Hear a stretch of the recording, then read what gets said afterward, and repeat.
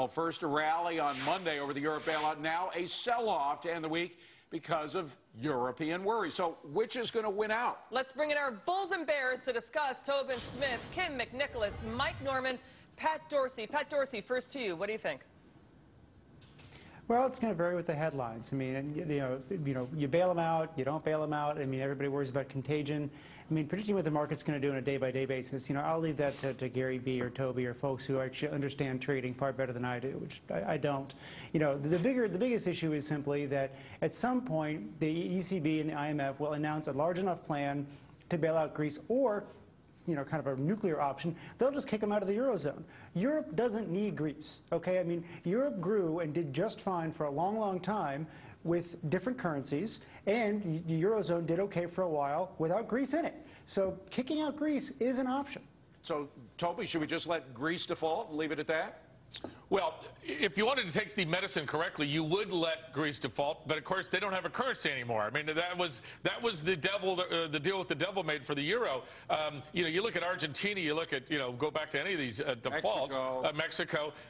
That's how you cured it, because then the currency went down in value. You were able to sort of renegotiate, and they did survive. In this case, they can't. When they made the euro, by the way, which is, as I was looking at history today, there was no discussion about this problem. There was no discussion about what do we do if something messes up, and now they're figuring it all out on the stage, and their currency continues to drop, which I am short, and I think it goes a lot lower. Kim, I don't know, they're in violation. Greece has been in violation of proper accounting for the last 20 out of the last 21 years. That's what I'm saying. So, why not kick them out for being in violation?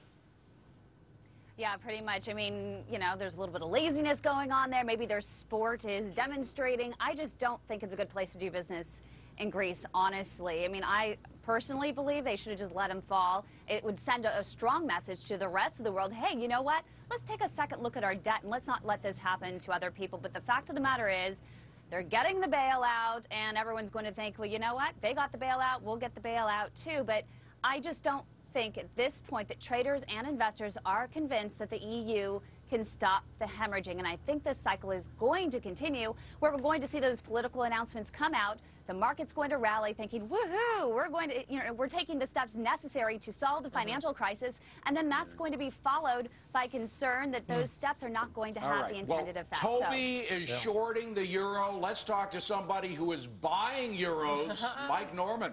I'm not. What are you talking about? I was the original euro short. You're Jim Dines now. You're the original short. Isn't it time to go in and buy now? No. Euro is easily going to reach parity to the dollar, and I think it could even go down to where it was in '01, which is 80 cents, maybe lower. These things tend to go parabolic.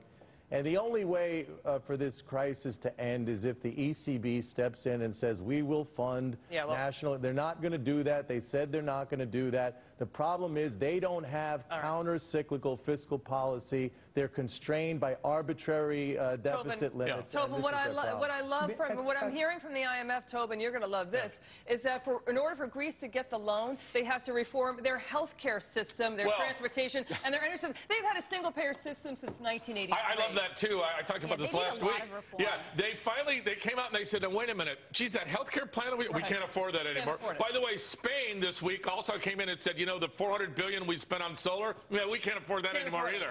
So all those pay-in tariffs that they came in with, this is going to be the wonderful thing, and jobs cost $400,000 or $700,000 a job. It actually killed jobs. They finally said, wait a minute.